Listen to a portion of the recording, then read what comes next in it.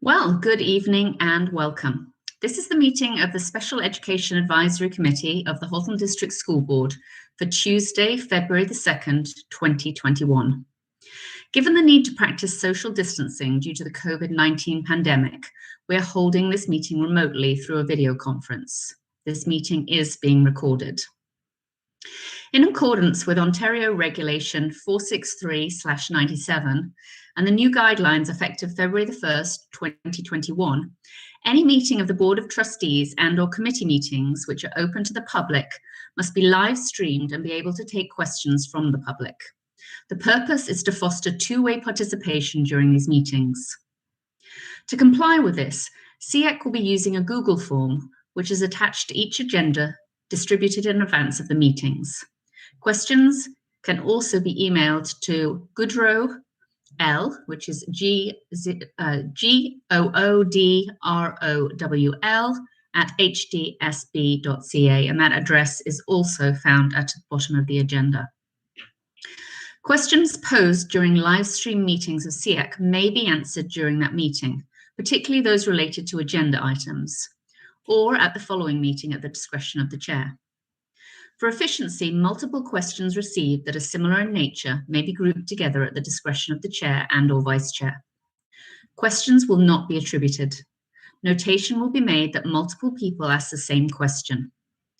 Any questions that contain the language that is hateful or discriminatory will not be considered.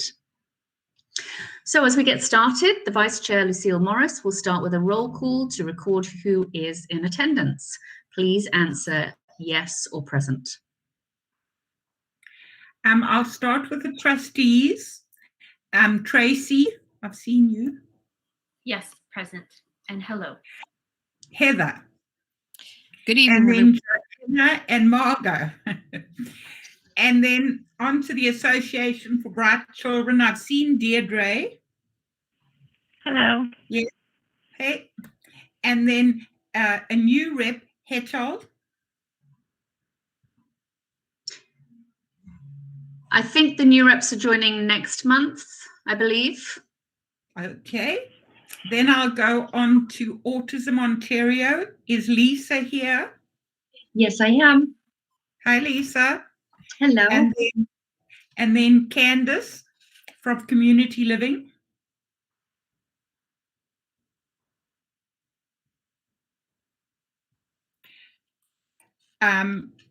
I'll go on to Easter Seals. Melissa.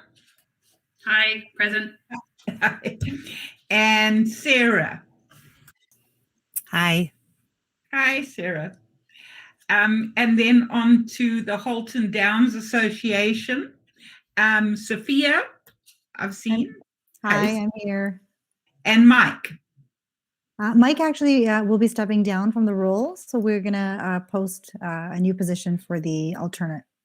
Okay, thank you. Thank you. Learning Disabilities Association of Halton and Hamilton. Alison. Present. Running the meeting, yes. And Diane Van Bosch. Is Diane? I'm here. Good evening, everyone.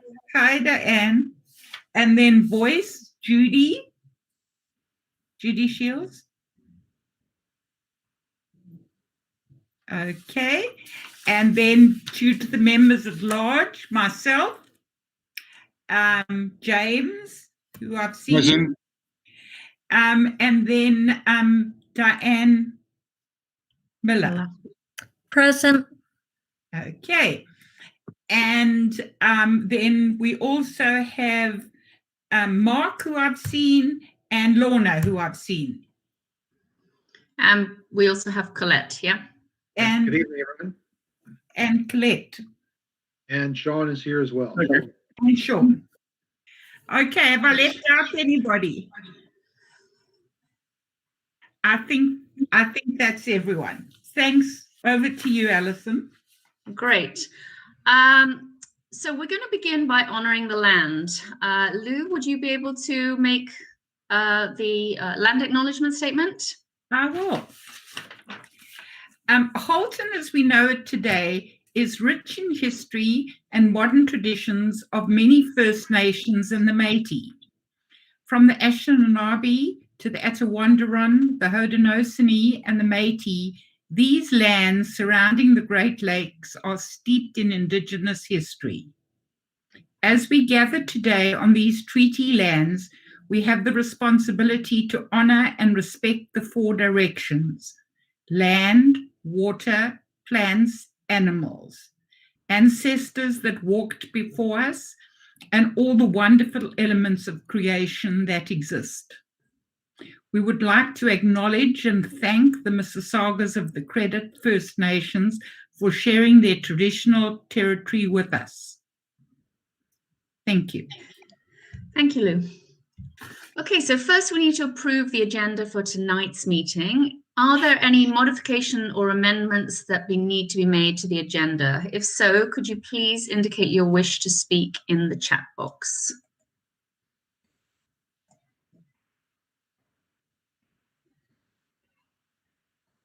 Okay. Okay. Sophia, would you like to move a motion to approve the agenda? Sure, go ahead. I'll second that. Thank you, James. And are there any anybody who is not willing to accept the agenda? Nope. Okay, that being said, the agenda is unanimously accepted. Next up is the approval of our January meeting minutes. Are there any errors or omissions?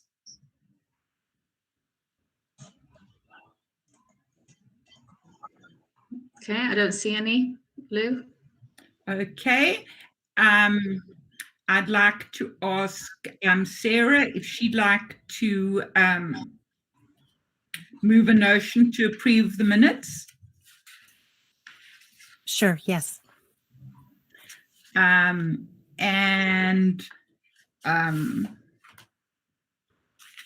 Diane, would you like to second that? Yes, I'll second that, Lucille. Thank you. Okay, does anybody have any opposition to the minutes as recorded? Okay, none being given, the minutes are unanimously approved. So now we're going to begin our action items for the evening. I am expecting Stuart Miller to drop in at some point, but this is going to be a kind of meet and greet. Tonight, we're going to be saying goodbye to our current Superintendent of Special Education, Mark Zonnefeld, and welcoming our new Superintendent, Colette Ruddock.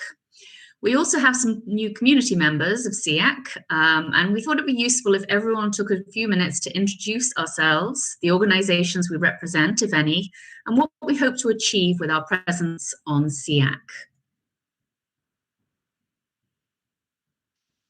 Allison, just letting you know, sorry, just letting you know that Stuart Miller has joined us as you were. Okay, so Mr. Miller, perhaps you would like to make a few comments.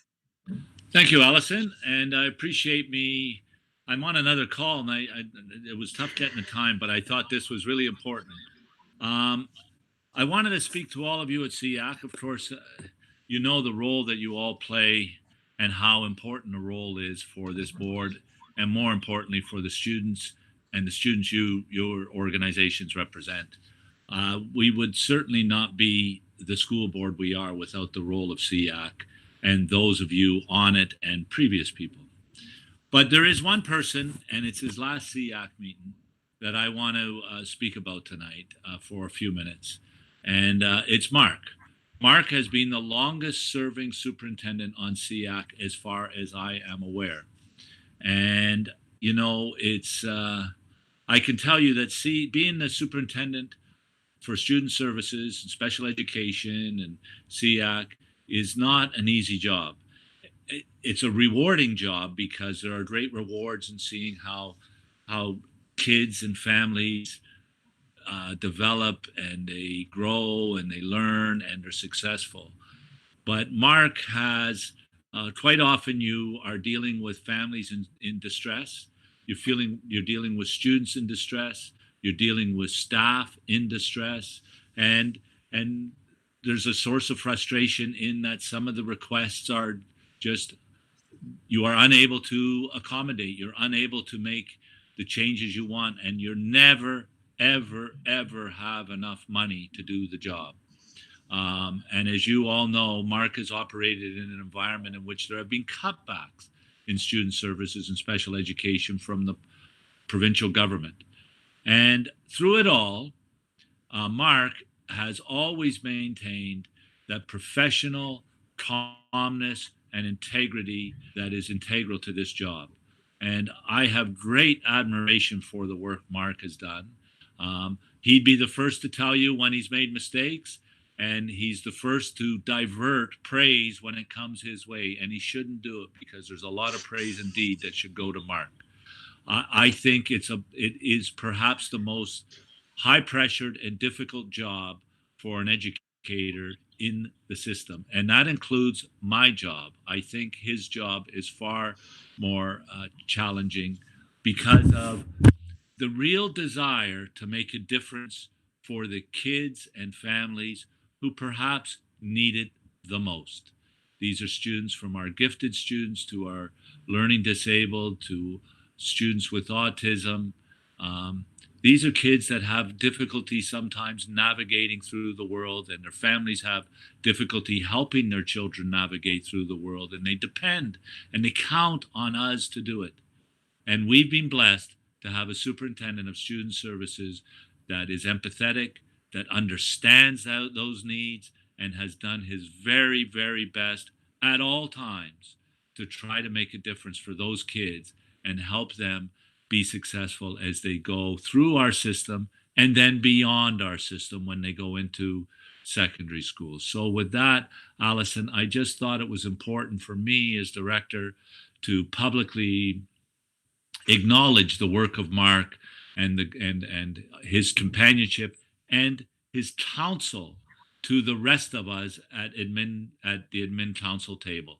I by no means am an expert, probably on nothing, but he has been the one that has provided great counsel on many issues, and I think we make far, far, far better decisions and far better recommendations to our board of trustees because of his wise counsel, his calm demeanor, and his quiet confidence that sparkles through. So thank you, Allison, for indulging me and giving me this time. And Mark, thank you.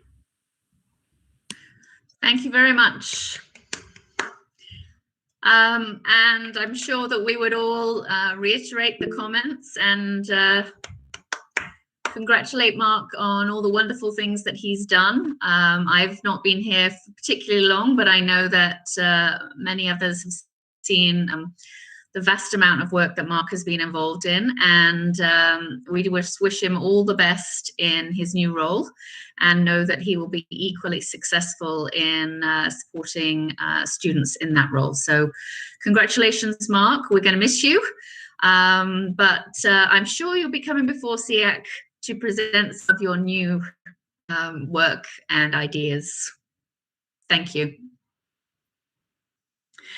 And with that being said, we wanted to take this opportunity to kind of introduce ourselves. So perhaps it would be a good thing if, following on from Mark, perhaps Colette, if you could introduce yourself as our new superintendent. Good evening, everyone. Nice to meet you. I was going to start off by saying how excited I am to be in this role until Director Miller described it in that way. And now I think I might be a little bit more nervous than excited. But I am truly excited, and I am looking forward to working with all of you, as well as the great staff that I know are in the Student Services Department. A little bit about myself. I joined the board in 1994. So I think this is year 27 for me with the Halton District School Board. I did join just right out of university, and so I feel like I've grown up in the schools in Halton, first starting up in Halton Hills and then down in Southeast Oakville as a teacher. I moved on to a vice principalship and principalship.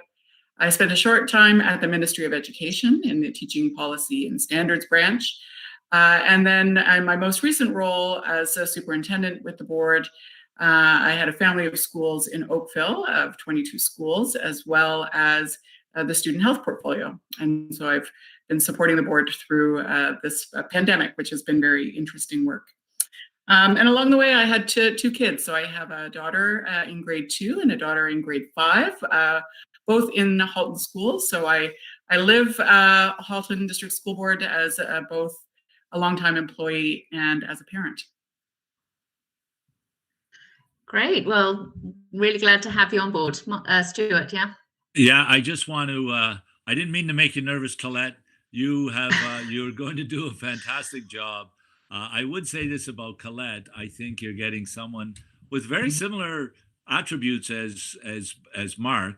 I think, to be honest, she's smarter than both Mark and I combined, but I think she's, and where that has come through is the health portfolio that Colette has dealt with.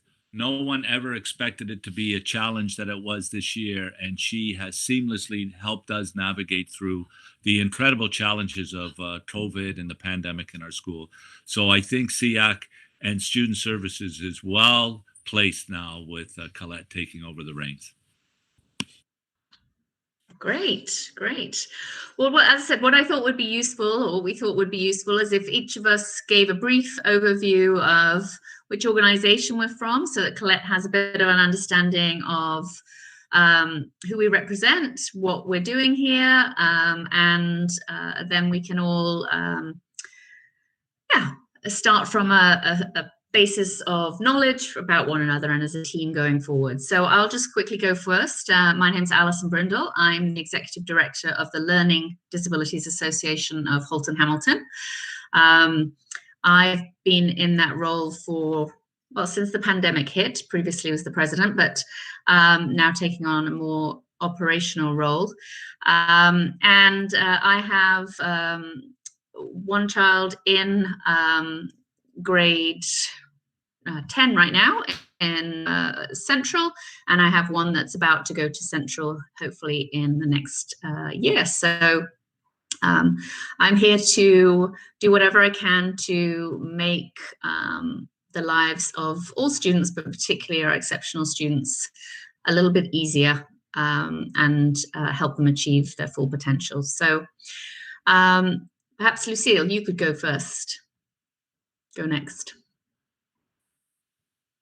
Thanks, everyone. I'm Lucille Morris, and I'm the current Vice Chair of the SEAC Committee. I've been a member of the SEAC Committee in Halton for a number of years, and prior to that, I was a member of the Hamilton SEAC Association during the time that I was employed at the Hamilton Children's Aid Society. I have 3 grandchildren who are currently attending schools in the Halton District School Board. And at the moment, one of them is living with me. So, and she and her mom are living with me during the pandemic.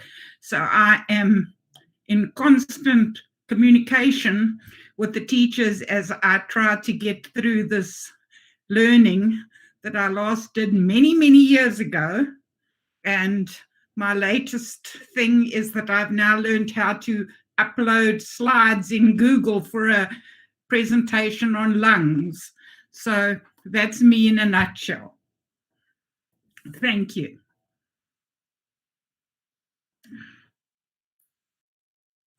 Diane Vandermosh, would you like to speak next? Sure. I'll even, oops, I'm going to put my picture up. Yes. You're like my COVID hairdo. It's long overdue for a cut. Anyways, I have been on SEAC for, I don't know, I think 3 terms, maybe 4 terms. So it's been a long time. I'm past president of Learning Disabilities Association of Halton Hamilton. I have been involved with learning disabilities for association for many, many years, going back to even my teaching career. I have been retired now for 20 some odd years. And during my career, I worked with students with learning disabilities, and I had 2 secondments to Trillium Provincial Demonstration School, where I was the resource services consultant, and met with many, many students and actually helped with the applications into the provincial demonstration schools. They have been my educators and my mentors. I have learned more from those students than I could ever learn from any book or any course that I took. I'm a past special educator from Halton District School Board, and I think that's about it. Thank you. Good to see everybody tonight. Yeah, thank you, Diane. So let's go. Lisa Cameron. Hi there. My name is Lisa Cameron, and I represent Autism Ontario. I've been with SEAC for 2 years, and I'm a mom of 2 boys that are on the spectrum. My oldest is in grade 10, and he attends Georgetown High School, and he's in the Pathways program. And I have a younger son who is in grade 7. At Ethel Gardner, and so I'm just proud to, act as a voice to help children such as my own. Thank you. Great, thank you. Deirdre. Hi there, good evening. My name's Deirdre Wu, and I'm with ABC Halton, ABC Ontario. Representing bright and gifted community here. And this will be short because it is my first meeting with you, Colette, but will be my last meeting with SEAC. I've been here for 2 years.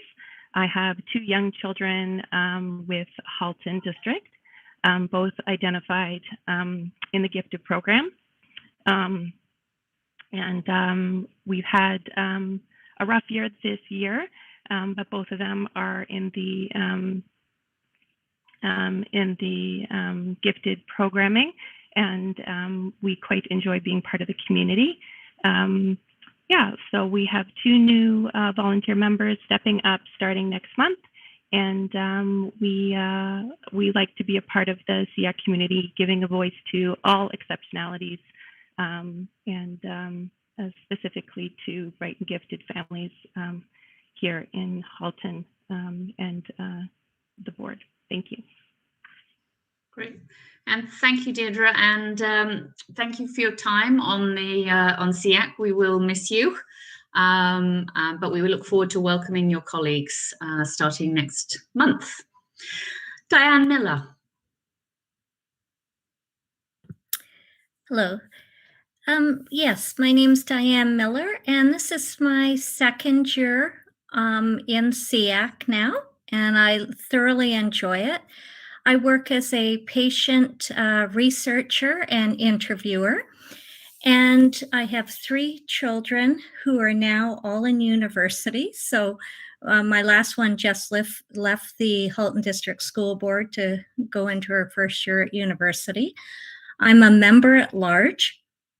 And I have spent time on parent council, volunteering in the schools, volunteering since I do contract work as a lunchroom supervisor, and just really loved working with children with exceptionalities, and became involved and very interested in SEAC and just wanting to help move everyone towards their fullest potential, and have really enjoyed my time on the committee. Thank you. Great, thank you, Diane. James.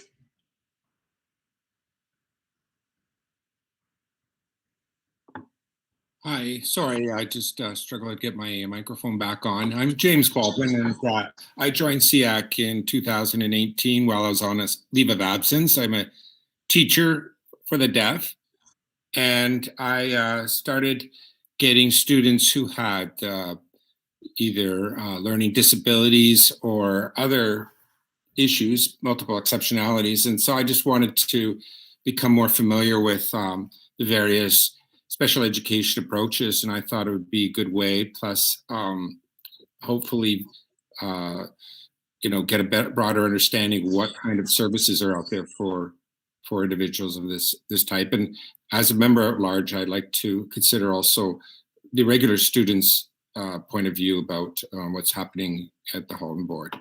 I also was a student here my life, so I grew up in Burlington and went through junior school and then the junior high and then high school. Okay, great. Thank you, James. I'm going to come back to the trustees at the end. So Melissa, perhaps you could introduce yourself. Yes, hi everybody. My name is Melissa Dockery. I represent Easter Seals Association. This is probably my third term now as part of SEAC. In my day job, I'm a special education teacher with the Peel District School Board. I work with gifted students. So I definitely, I'm in the school system, but this has been a very eye-opening experience for me to be an advocate for other students. So I've really enjoyed my time on SEAC. I have two children, my oldest of whom is in grade 8 at Udinawi in a life skills program, and my youngest at Pilgrim Wood, a typical and an atypical boys in my house. What I will say is Easter Seals is a catch-all organization, and that's what drew me to that organization very early on as well. It represents students with any kind of physical impairment or disability, and that can range from those students that have cognitive impairments and those who don't. So there's a lot of us families in the special needs community that don't fit into a specific organization or specific group, and so I represent a lot of families who don't really have answers but definitely have needs, and so I'd like to make sure that all their needs are met, even if they don't have a label, so-called, so to speak. Okay, thank you. Great. Thank you, Melissa. Sarah. Hi there. Good evening, everyone. I'm Sarah Lansley. I too grew up in the Halton School Board, and I have 3 little ones in Halton School right now. And I really joined just to be an advocate, not just for my own child, but everyone else. I'm with Easter Seals as well. And I think I'm hoping that our unique perspective as parents will help, all of us work more effectively to improve the outcomes for our kids. And in my day job, I work in student services. I'm a social worker with the Hamilton Catholic Board. So definitely exposed to all kinds of kids with all kinds of differences. Thanks. Great, thank you. And Sophia. Hi, everyone. I'm Sophia Siddiqui. Can you guys hear me okay?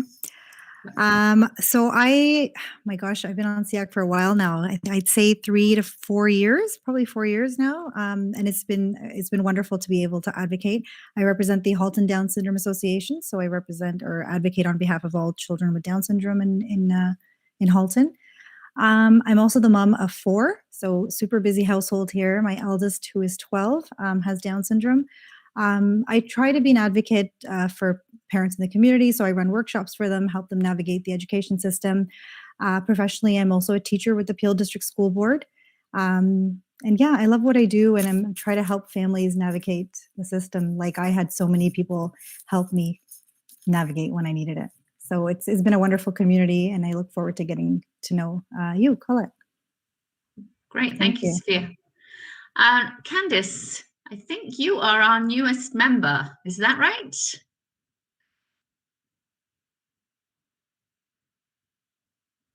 I think you're on mute, Candace. Am I okay now? Can you hear me? Yes, you are. I have to apologize for being late. For some reason, I wasn't allowed to join, so I'm on my phone now. So okay. I apologize about that. So thank you for allowing me to be on this wonderful committee. My name is Candace Kem, and I'm a senior manager at Community Living Burlington. I oversee program and community development and special projects. I've been in the sector for many, many years, and I've worn many different hats. And I've had the privilege to work in the schools and not only teach the special needs classes, but for many years, I was a transitional coordinator for our students who were preparing to leave high school and going into the adult world, and so supporting them with that and their families. So I'm happy to be on board and working with a team of like-minded people. Great, lovely to have you on board, Candace. Thank you. So now I'm going to return to the trustees, just so we can get an introduction from each of those two. So I will go up the lead. Andrea, I believe you're here tonight. So yes. Oh, hello, everybody. I wasn't actually expecting to speak tonight. Yeah, so I've been a trustee. This is my second term. I'm also chair of the board right now, and this is my fourth year, I believe, as chair of the board. And I have 3 kids in the system right now, 1 at the elementary level, 2 at the high school level. So it's a wonderful wild ride, and I just thought I would log in today. Usually I watch you on YouTube, but I figured I'd log in today. Okay, well, that'll walk you off next time. So we have Heather. Perhaps you could introduce yourself. Hi, everyone. I'm Heather Garrett. I'm the trustee for South Milton. So that's a whole pile of schools south of Derry Road, with 3 in the works, 2 elementary and 1 secondary being built. So lots and lots of students, with special needs and parents that need support. And I'm open to have folks reach out to me anytime, and I help them navigate and see what I can do. Prior to me being a trustee, I was an educational assistant with HDSP for 19 years. I don't have to introduce myself to Colette because Colette and I work together at several schools, and we're very, very lucky to have her as a new superintendent for SEAC. That's it for me. Great, thank you. Joanna. Good evening, everybody. I'm Joanna Oliver. I'm a second-term trustee from Oakville and first term on SEAC. Most recently, I was vice chair. Now I'm one of the alternate trustee representatives on SEAC. 2 of my older kids are graduates of HDSB, and I currently have a child in high school. And that's it. Thank you. Great. Thank you. And Margot. Hi, everyone. My name is Margot Shuttleworth. I am a trustee for Burlington Ward 4. This is my first term as a trustee, so I've been doing it now for 2 years and a bit. My day job, I work at Brock University and teach inclusionary courses, so I really enjoy being a part of SEAC. I've just made the move from being one of the leads to the alternate, so I will sit back and support both Heather and Tracy. Thank you. Great, thank you. And then Lorna, do you just want to give a quick introduction? Yes, hi everybody. I'd like to just say that I work in the spec ed department, and I'm the SEAC administrator. I take the monthly minutes for the SEAC meetings, as well as help set the agendas and act as a community liaison should people have any questions and emails. And I also order and process most of the materials for students with special needs, for items that are needed for their support. So thank you. Great, thank you. And Sean. Thanks, and good evening, everyone. I'm Sean Marks. I'm the principal of special education, and this is my 3rd year in the role, working with a large team of educators that are supporting students across our system. I've been with the board now, well, employed by the board for nearly 30 years, but I've been with the board since I was 5 years old. So I have a long history, and I'm glad to be part of this team now as well. Thank you. Okay, great. And Kevin, do you just want to give a quick introduction as to your role on SEAC and how you assist us all?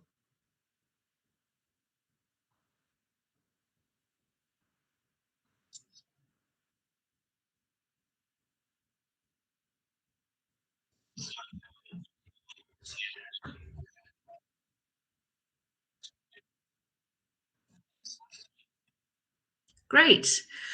Well, thank you, everybody. I think it's a useful time for us to spend just reflecting on who we have on our organization. We have a wonderful range of skill sets, people who are obviously very passionate about the cause that we're all here for inclusion in education and ensuring equity for all of our students. Following on for this, we're going to go to item 2.2, and at this time I'm going to turn the floor back over to Mark to allow him to finish off his final meeting, and he's going to walk us through the draft changes to the special education plan. Thanks, Allison. I know we've had lots of people cycle through with their introductions. I'm not sure, did we get all the trustees? Just wanted to check. I wasn't sure if we. Oh, Tracy, I missed Tracy. I missed, my apologies. My apologies, Tracy. Yes, Tracy, please introduce yourself. Hello, no worries. Actually, when you came to the trustees, I was holding my breath and feeling a little bit nervous, and then you picked Heather first, and I'm like, phew. And everybody went. Anyway, it just struck me that this is a meeting of transitions, and I'm excited to be transitioning into one of the roles sitting at the table. So it was great also for me to hear everybody's voices. I'm a second term trustee. I'm in Oakville in the West End, wards 1 and 2. My youngest just graduated, and that student was one that accessed special education needs through their school career. And so that's sort of what brought me to this table, and some of the bumpy roads that we've had and some of the wonderful breakthroughs also that we've had, and being part of the community. In my day job, I'm an environmental planner. I have a small consulting firm. I'm finishing my doctoral dissertation, hopefully really, really soon. And my other passion, I guess, is connectedness to nature, and that's what it's about. So I'm happy to be here. Thanks for the opportunity. Thanks, Mark. It's all good. Great. Well, thank you, and apologies again, Tracy. I obviously didn't scroll down far enough. So as I said, we've got a great group of people here at the table, and at this point, we'll hand it back to Mark to go through the special education plan revisions. Thank you. Attached to the message that Lorna sent out last week is a copy of the initial draft of the special education plan for next year. And for the benefit of Candace, being new here to SEAC and to this meeting, but also and Candace, you don't have to keep your camera on, it's quite fine if you want. We generally keep our cameras off to try and make sure we minimize bandwidth and that the meeting flows smoothly. So just what our norms are. And so as a reminder for Candace's benefit, and also as a reminder to everyone, that the special education plan is mandated by the Ministry of Education. Every board in the province has one. And the format that you see, they're referred to as standards, are mandated as well by the ministry. They have a guide that boards follow. It's actually quite helpful so that we know what has to be included in our plan. So all the boards follow the same guide. And our process as a board is that we bring the plan first to SEAC and to trustees in the winter. So it's coming to SEAC now, and we'll be going to the Board of Trustees in March, with the intention that both SEAC and trustees get a chance to see what the plans, any revisions to the plan will look like for the fall, for the next year, in anticipation that they are well informed, trustees are well informed, and SEAC as we move into our budget process. That process will be starting, it's actually starting now at the senior team level, and then we're going to be engaging in consultation. SEAC will have a presentation on the draft budget going into next year and seeking SEAC's input, and then finally going to the trustees. Well, lots of input from trustees all through the spring, and then finally for approval in June. So the special education plan comes here first for that initial look at what might be changing for next year. And then it comes back to SEAC again later in the spring, usually in May, with any final changes, because it's pretty early in the year to capture all of those changes for next year. So it comes again, usually in May, with any final changes that we anticipate to any of our programs and services, our processes, so that it's really up to date for the next school year. And then trustees finally, and in May it comes to SEAC for those final changes and for a vote of support or not. That depends each year. And then it goes to trustees in June, along with the budget for final approval there as well. That's what that process looks like. So what's coming to you tonight, and I apologize that it's scrolling down 118 pages long. I appreciate that you may not have read through it all, but for those of you, which is almost everyone who's been on SEAC for a few years now, you know that the plan really doesn't change much year to year, as it shouldn't. Unless we have a big change in programs and services, the plan stays the same. So what you're seeing that was attached to our agenda message is the plan with its current revisions. And rather than scrolling through all those and reading through them all, they are captured in the appendix, which I believe Lorna mentioned in the email, which is at the very end. It's appendix. Sorry, I'm scrolling to the end here.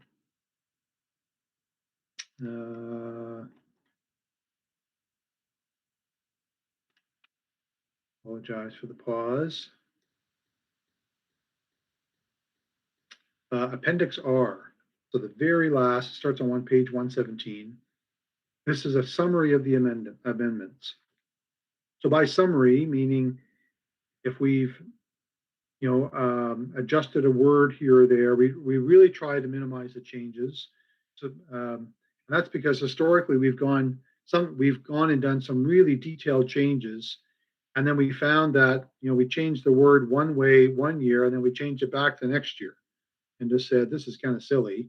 Let's just keep the spirit of what is being said here, and the language is very much the same. So we've only made changes where we need to, where either the ministry has mandated a change, so we make sure the plan reflects that, or if there's been some change in language within that community, within that group of students. For example, the acronym for deaf and hard of hearing has been changed from DHOH to DHH.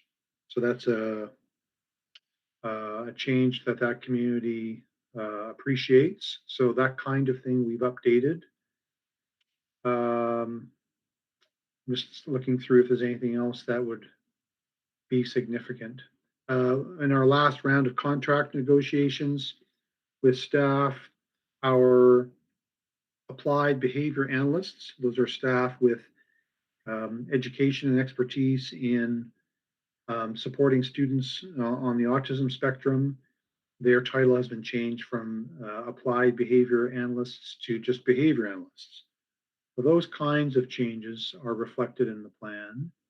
And then if we've changed any of our processes, they are reflected as well. To be honest, there aren't many, because the plan is broad enough in its language that it doesn't need those nitty-gritty changes that much. So you can see some of those changes that are captured in the amendments. And then again, those of you that have been with SEAC for a while know that in the spring, if we have changed a program or a service in any significant way, that will be reflected in another round of updates that staff will bring to you in May. So I'll stop there with that background and with that sort of current state of where we're at with the plan, and welcome any questions, comments, etc.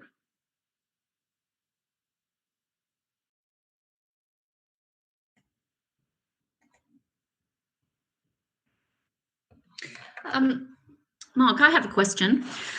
The Learning Disabilities Association last year approved the Spec Ed plan.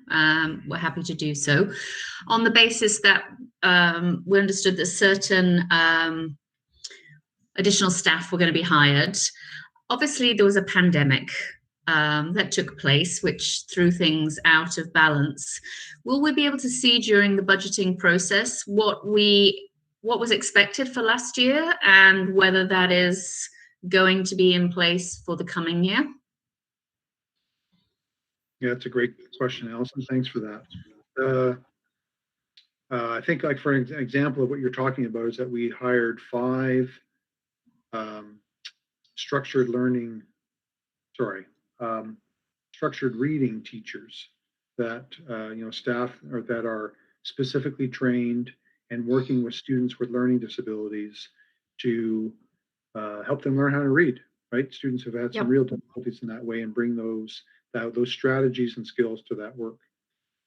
So that's something that I think that make the suggestion for Colette should come to SEAC to hear the progress we've been making, because you're right that some things that we've intended to do as a board, not just in the area of special education, but in many areas, have been challenging with the pandemic, for sure. Yep. And we're not alone in those struggles, right? Other boards have as well. One area, though, that we have done some really good work on is in that area of structured reading. And I was in a meeting just before the holiday break, hearing the data that the team has collected on those specific students and the work that they're doing and the gains that they're making. It's really, really impressive. So I think that would be a great presentation topic for SEAC to hear, and then to engage in some dialogue about the value of that continuing or not, right? And we want to hear that input from SEAC as we roll forward. So I would suggest that, keeping in mind that they didn't get up and running until September. Fortunately, the staff have been able to engage in that, the learning for themselves to gain that knowledge and skills. They've been able to still do that virtually. And then we've been able to work with those students virtually as well. It really hasn't been that limiting.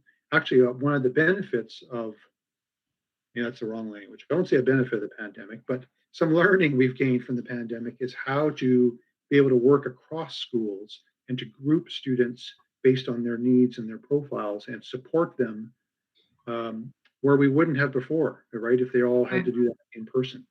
So there's really some great work going on there, and I think that would be a great update for SEAC, and then for SEAC to provide input about that going forward through the budget and into next year. Okay, great, thank you.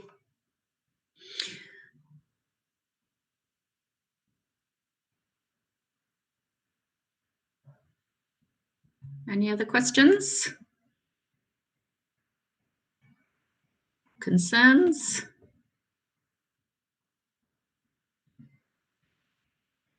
No, I don't see any at this time. Okay. So it doesn't require a vote at this time. No. But it will require a vote in May before it goes to the Board of Trustees. Yep. Okay, well, that's great, Mark. Thank you very much for that. So we're now at item 3.0 in the agenda.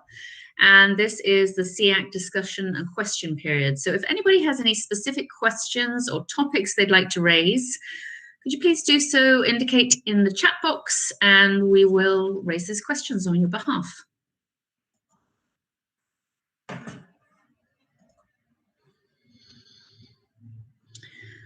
Sophia.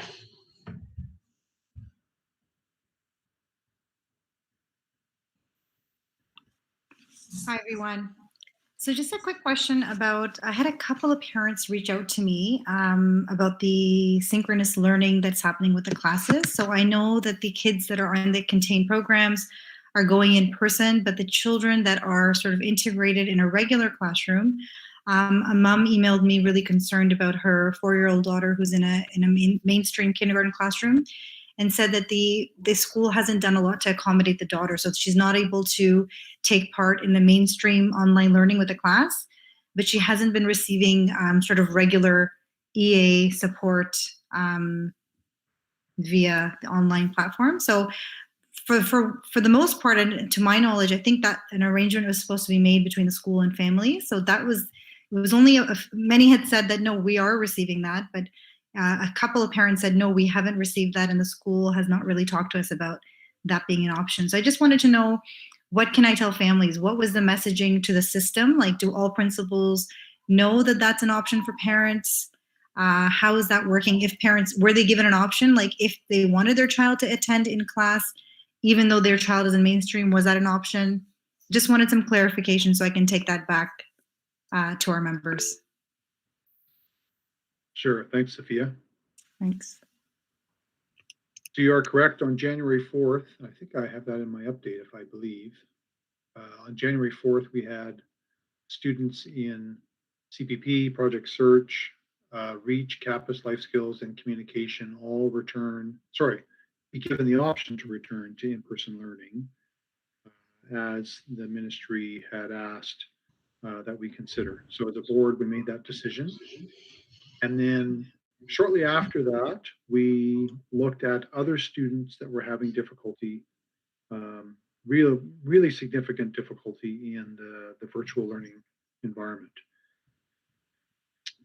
And what we didn't want to do was to put out sort of a call to families, because we knew that principals would be inundated. We had already been hearing from parents back earlier in the fall and through the winter that for all kinds of reasons wanted their children to come to school. They may have been, parents were really passionate about their children attending in person as opposed to virtually. Parents who said, I need to go to work. This isn't about my child having special needs. I need to be at work and I need my child in school. Parents who were concerned about their children being home and missing out on the social aspect of school. On and on. We had lots and lots of requests that we had to talk through with parents and help them understand why we're really trying to honor the province's expectation that the vast majority of students, including those with special needs, would be served through the virtual environment. And so we didn't want principals inundated with requests, and instead we said to principals, we want you to look at the needs of your students. You know your students with really significant needs well. Your staff know those well. And let's discuss those students that are really struggling in the virtual environment, even digressing in that virtual environment.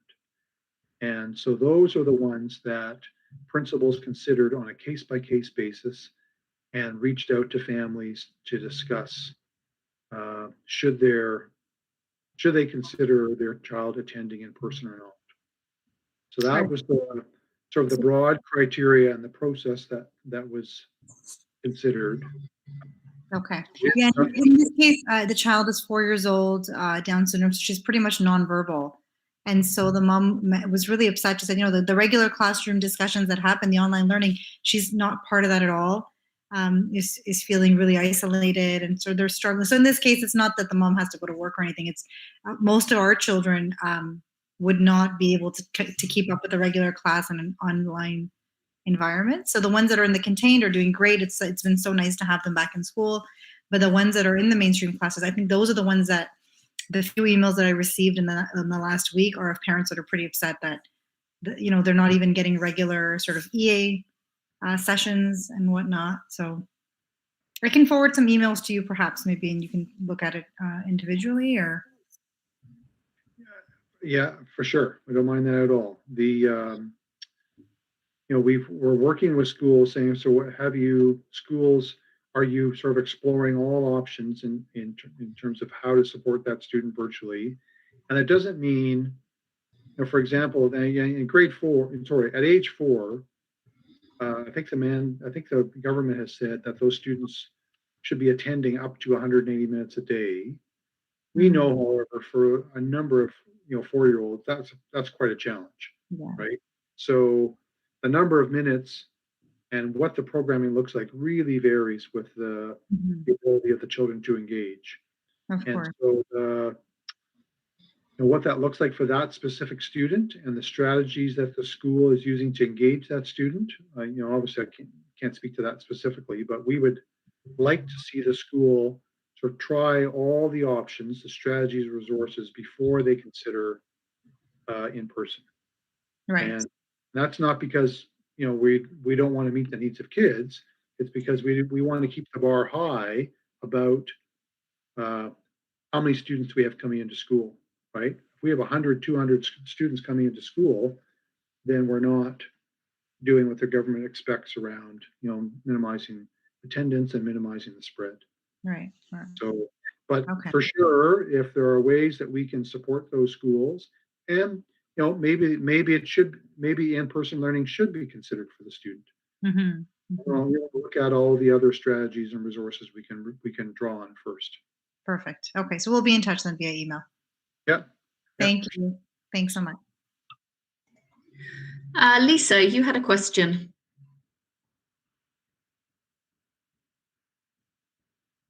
Yes. I'm just curious, as a member of SEAC and representing associations, I'm curious as to what members' involvement are with families and how they handle those requests or situations, if that makes sense. Yeah. Lisa, is that a question for me or for your colleagues on SEAC? I think it's for everybody on SEAC, if it's okay to ask that.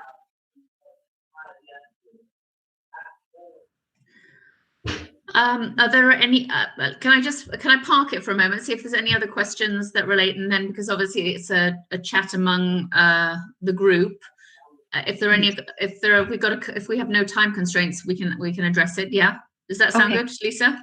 That sounds great. Thank you. Are there any other questions of Mark?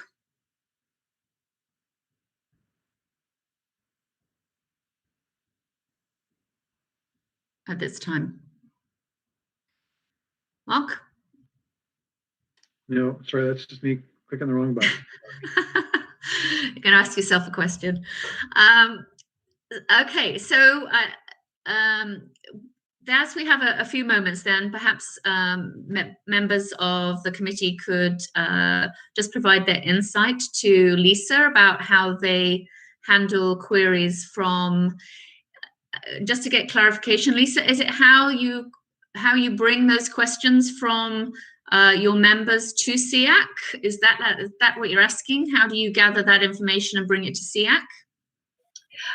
Actually, no, it's more with regards to, being a member of SEAC. If you get contacted by a family looking for resolution to a problem, how do you handle it? Do you go back to your association and, speak to somebody there about it? Do you handle it on your own? How does it get resolved? I mean, obviously, at some point, it would probably come to SEAC if that was relevant. But just as in a general perspective, how do people handle? What is the protocol for handling families' questions or requests? Okay, great. Sophia, you have your hand up. Sure, yeah, I can share. So we have, we have some social media platforms where our members can sort of discuss with each other. And often some of our senior members, you give, parents that have children in high school, they've been through the process, so they can share their wisdom. So it's a lot of sharing and collaborative answering questions. Sometimes if I have a number of families contact me about a similar issue, I'll get in touch with Mark. I might email him and ask a question, and usually we can resolve it quickly. If there's a meeting coming up, I bring it up at the meeting.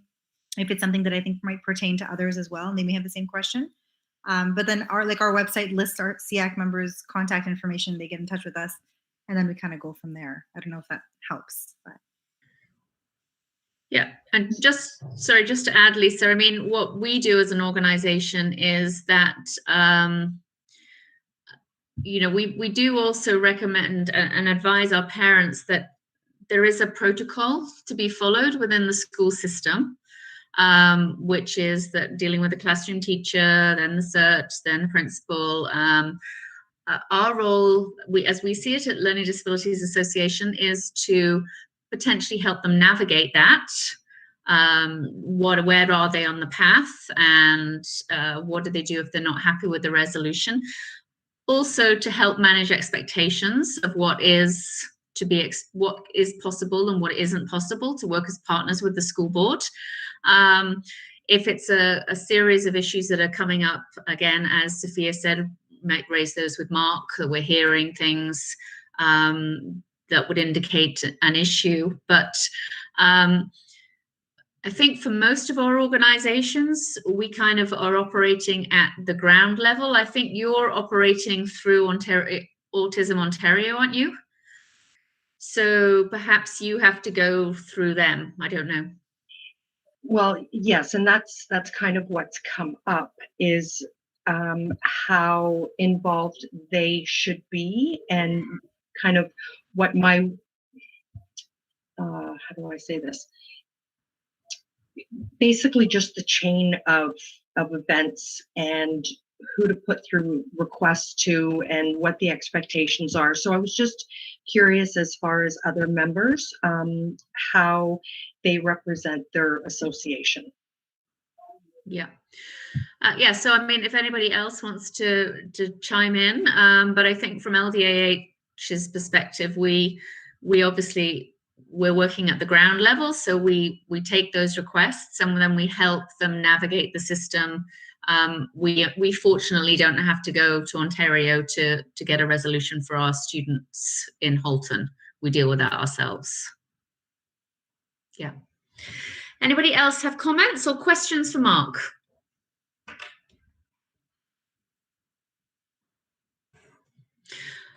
Okay, well, if that is the case, we are now at item 4.0, which is communications to SEAC.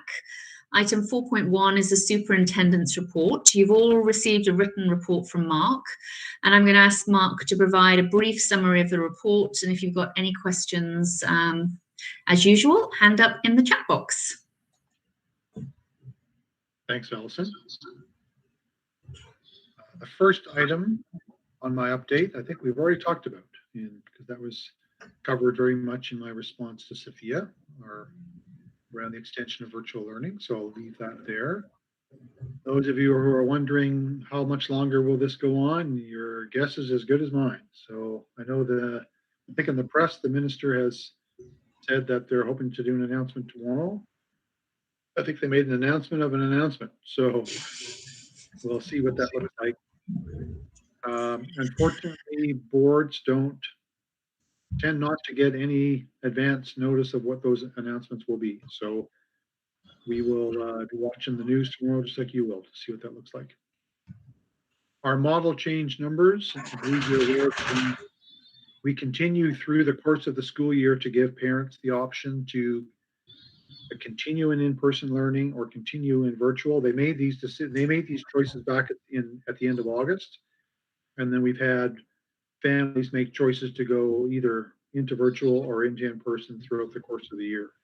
So we're at our third change now for elementary students, and you can see the numbers that I shared there in the update beginning March 1st. And the secondary made another switch, I believe, this past week. I'll leave it. I guess I'm going to highlight my last point around the model change is the difficulty that it is as we keep changing, students flipping back and forth between elementary and secondary and virtual in secondary. Sorry, let me start over.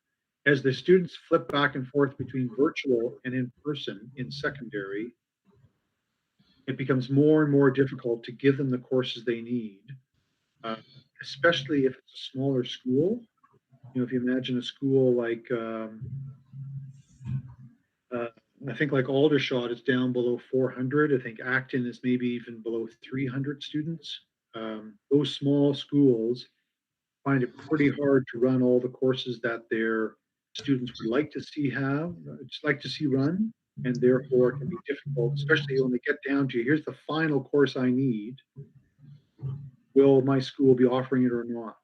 And that can be really problematic. So our, hats off to our staff, our administrators, our guidance staff, who are really, really trying hard to be creative with timetabling and make that possible for our students. But just highlighting that it has become quite challenging as we move along through the year.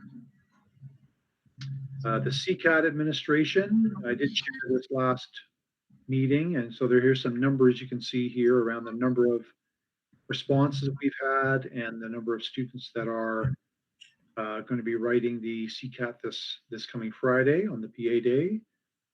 And then the final options that we're looking at for our remaining students that either can't or are not comfortable coming into school. The options that are there I've included. And then my last update there is around an email I sent you earlier, and I want to highlight then the formation of our new student wellbeing, which I'm quite excited about being a part of, because the focus in our board's multi-year plan now, one of the areas of focus is on the well-being of our students. I don't want you to think that it hasn't been before, because it certainly has been, but this is a real specific focus for the coming 4 years. And one of the things to support that is the formation of this department, and therefore a change in our student services. Really, the title of that department is now specifically Special Education Services. Will be the new title starting next week, with Colette leading that work. And maybe I'll also go on to say it's been a real pleasure working with all of you. This has been really rewarding work. Director Miller's words were very kind, but really not necessary. This has been a real treat for me to be engaged in this work with all of you over the past 7 years. And I know that you're in good hands with Colette as well. And I wish you all the best. Maybe I'll end with that, and I'll certainly welcome any questions. Yeah, I think Deirdre has a question.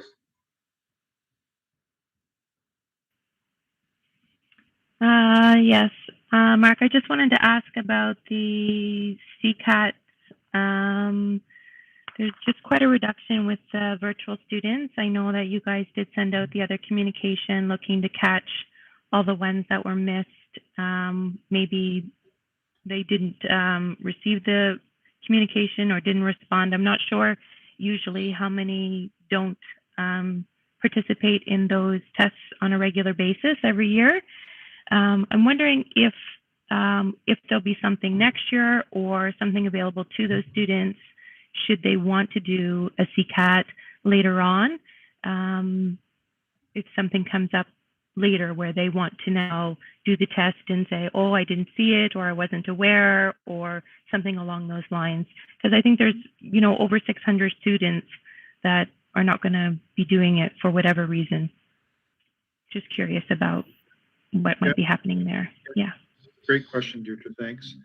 So we've been really careful to make sure that communication went to all grade 4 students attending virtually. And so we've extended now twice to them to say, here's the opportunity. And so I don't think it's a matter of them not getting the messaging, whether or not it was fully understood or appreciated, or that I can't speak to that, but I can say that we've been really careful to make sure we got that messaging out to them.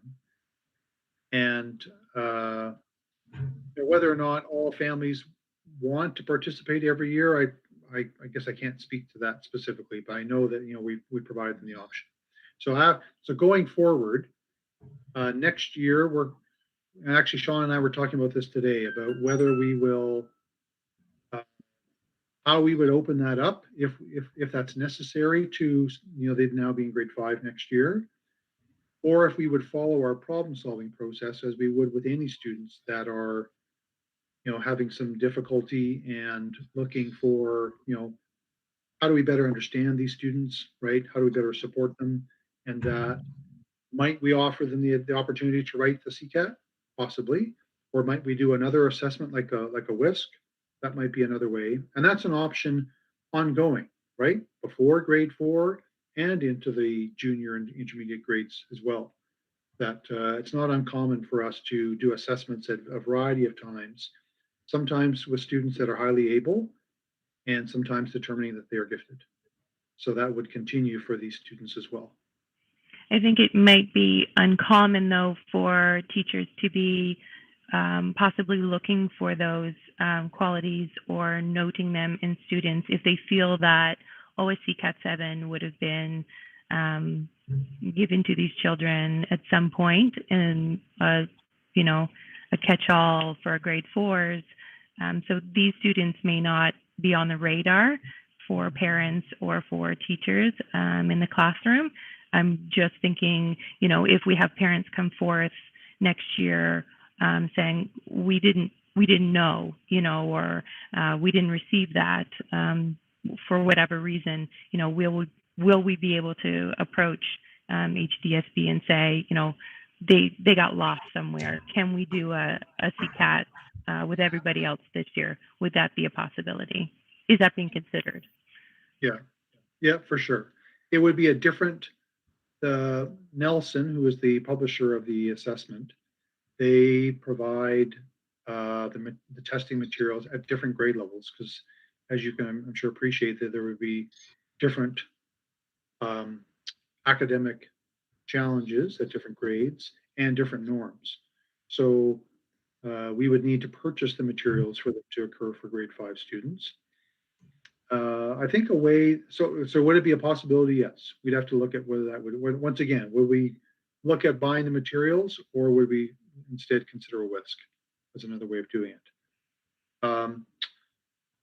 I might also say that we collect our data every year about what percentage of students achieve at different levels in terms of when they write the CCAT. And then we have, in those levels, we have students who are either go right through and are considered, for a possible gifted identification right away, or students who are in need of additional assessment, such as part of a WISC, and students that score low enough that we don't go any further.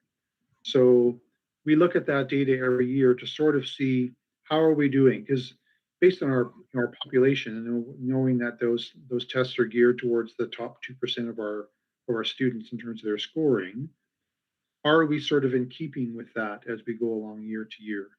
And so we would still be able to do that this year, even though, if we have a few hundred students that didn't write it, but still have the same percentage of our grade 4 population that have scored at that level, whether or not they choose to be gifted, that's it's a parent choice, but scored at that level, we would be able to see that, okay, if our percentage, for example, is lower, perhaps in the group of students that didn't write, there is a number there that we should be sort of looking out for, right? But if we have that same percentage is consistent year to year, then there's a good chance that those families just chose not to write. And that for sure. Right? Yeah. The only concern, I guess, is that screener being provided to all students is that you're catching maybe some of the inequalities in the system, that all children have the opportunity to be tested. And the CCAT 7 isn't necessarily the very best screener for the identification necessarily. But when we're missing such a big chunk of the population, maybe we are missing some of those children as well that wouldn't necessarily have their parents put them forward for testing. So, you know, it's just kind of at the back of our minds saying, you know, there's a big portion of the population that didn't receive the screener, and, you know, what happens to those learners going forward because they're, you know, maybe don't have the opportunity. So that just going forward, whether or not they'll be thought of, you know, next year when we're all in person and would be able to have that opportunity again. Yeah, thanks. We'll certainly be looking out for them. With our latest communication, we were made sure to have it translated into, I think, 9 languages. Maybe Sean can correct me if I'm wrong there. To really, because we were concerned that language was maybe a barrier in the last survey that we did, you know, before the break when we had students write on November 27th. So, you know, I guess we're trying to make sure we can, you know, communicate as best we can. But your point is well taken that we should be, you know, looking out for those students in the fall in grade 5, see if there are any concerns. Yeah, technology could be a barrier too, right? I mean, it might be other barriers too. If it went out in an email, that could be a barrier that could be there as well. So when we have them back in school, you know, it could be an opportunity again. It'd be interesting to know how many children or learners don't take it every year in comparison to what these numbers are that we see. You know, was the option not to take it? Did they check, no, I don't want to take it? Or was there just no response at all? Yeah. Yeah, great point. Thank you. Thank you very much. Thank you. And Sophia, did you have a question? Nope, sorry, I forgot to lower from before. Okay, all right. I tell myself that all the time and I'm making the same mistake, sorry. That's okay. Does anybody else have any questions for Mark at this time?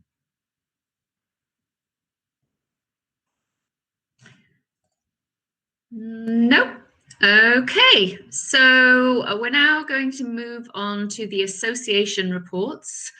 Are there any associations that would like to speak at this time?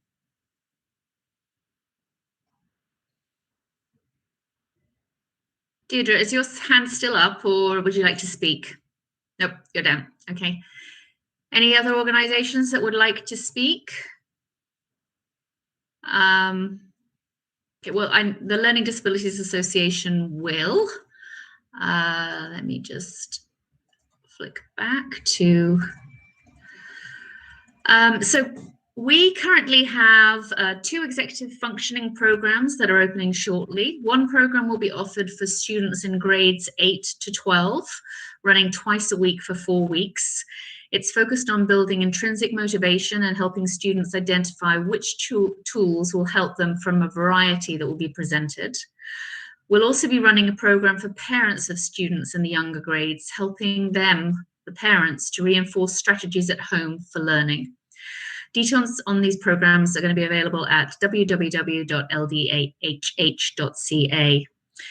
And then our annual Educators Conference put on by the association each year is coming up on March the 5th and 6th. This is an online event with expert speakers from across Canada and the US. All speaker sessions will be recorded and available to registrants for 30 days, allowing them to access all content from the event. Tickets are currently on sale at an early bird price, which finishes on February the 14th. We encourage anyone interested in education for students with learning disabilities to attend.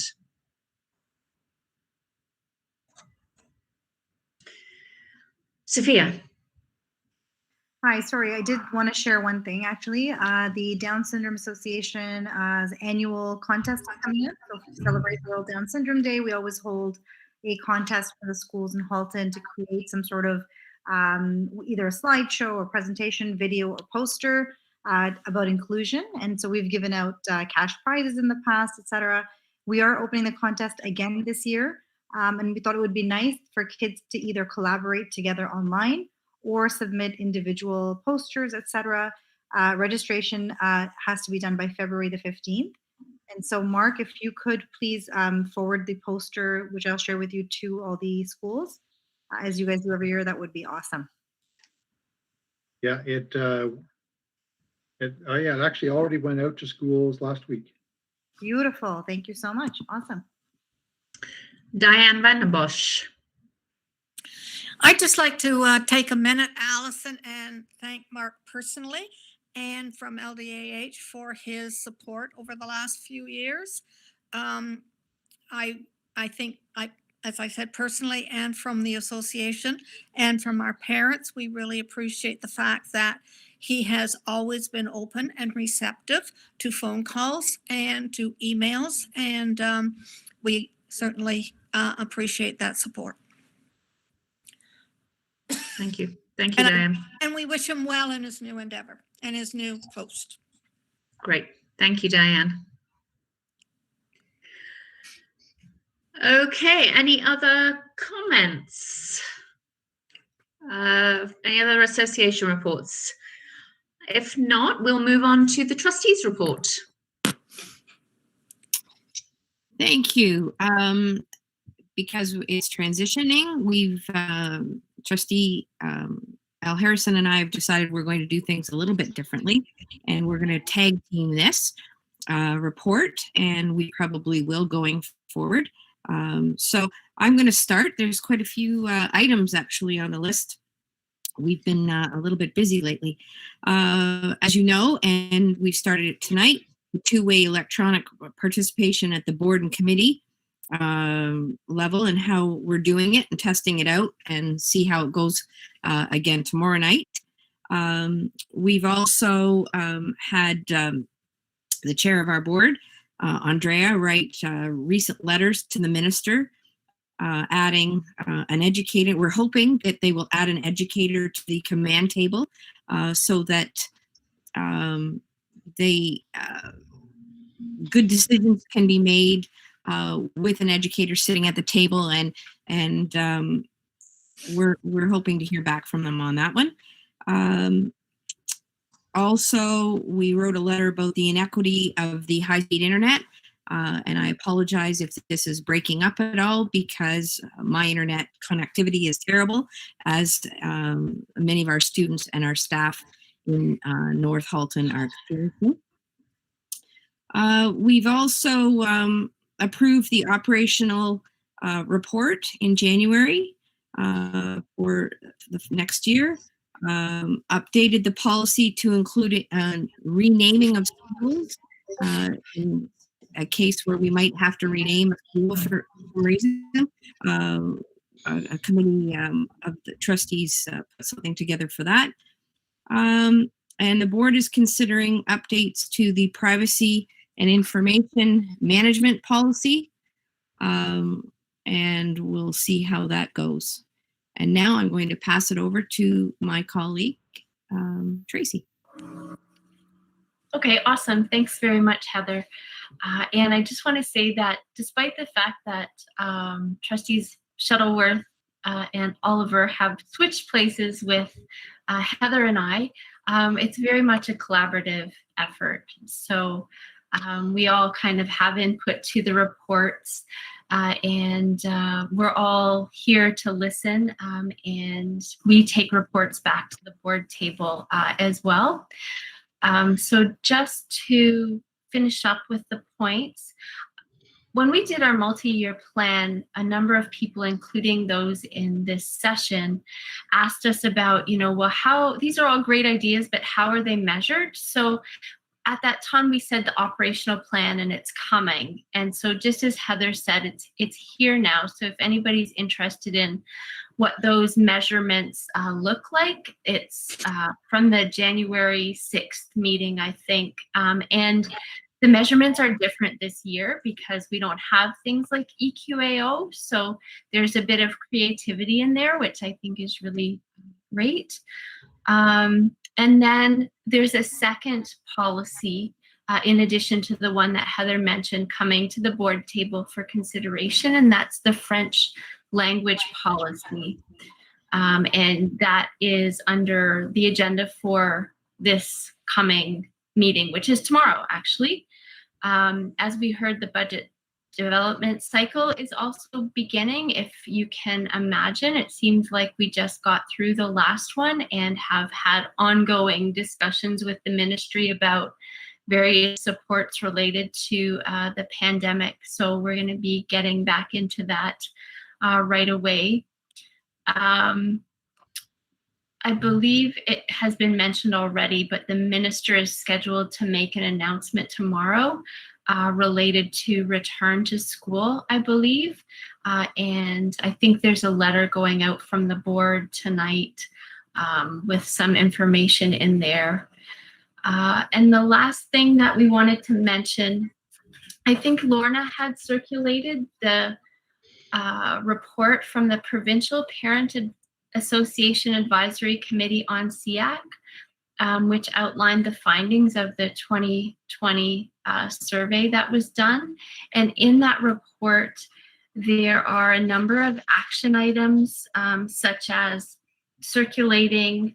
There's a handbook that could be circulated, and they're also recommending the creation of an annual calendar, so people who aren't on SEAC can kind of follow along with things that happen routinely, like, for example, budget cycle and the special education plan. So I guess we just wonder if there's any other points from that report that are of interest to people, and we're happy to answer questions.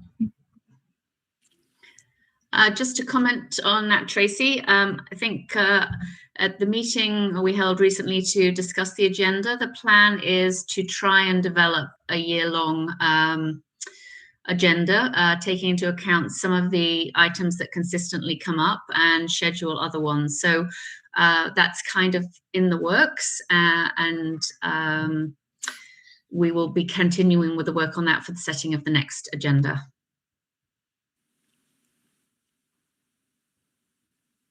Any other questions for the trustees?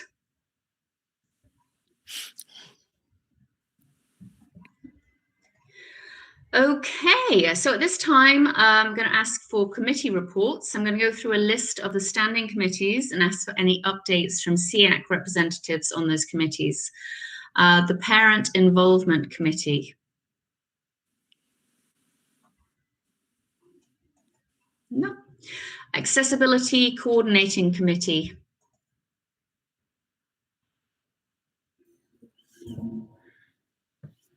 No. The Equity and Inclusive Education Advisory Steering Committee. We met recently, and we have another meeting planned for March, and so I will be able to give a far more detailed update at next month's meeting. Okay, thank you. Thank you.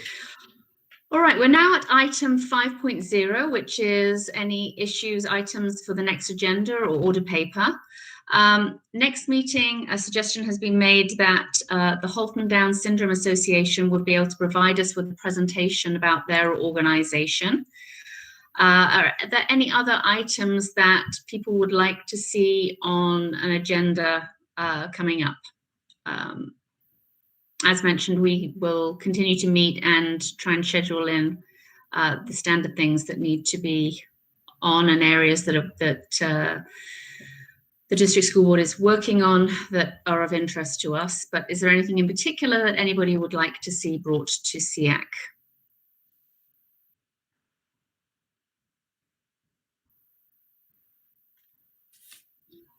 Okay. LDAHH has requested that we receive an overview of the number of identified versus unidentified IEPs, so that we can be aware of how many children are on IEPs without any formal identification, to ensure that we can understand the data and whether we are able to ensure that we're providing the right supports to those students. And Mark and Colette have agreed to bring that at the earliest opportunity to SEAC. Okay, so that I take, there's nothing else to be added at this point in time for our future agenda. In that case, it gives, leaves it to me to adjourn the meeting. Before we do that, I wanted to once again wish Mark all the best in his new role. On behalf of everybody here, I'm sure we will miss him and miss his passion for the students, and wish him well in his next role. And we welcome Colette into her new role. I'd also like to wish Deirdre all the best. She's been a very powerful advocate for ABC and all students here at SEAC, and we will miss her voice. And we wish her all the best and let her know that we will be supporting whoever comes in your place. So for everybody, if we just want to take a few moments to say goodbye to Mark. Congratulations, Mark. We'll see you soon, and welcome, Colette. We'll welcome you to the next meeting in March with you as the new head of special education. And that being said, at 8:32, gives me great pleasure to adjourn the meeting.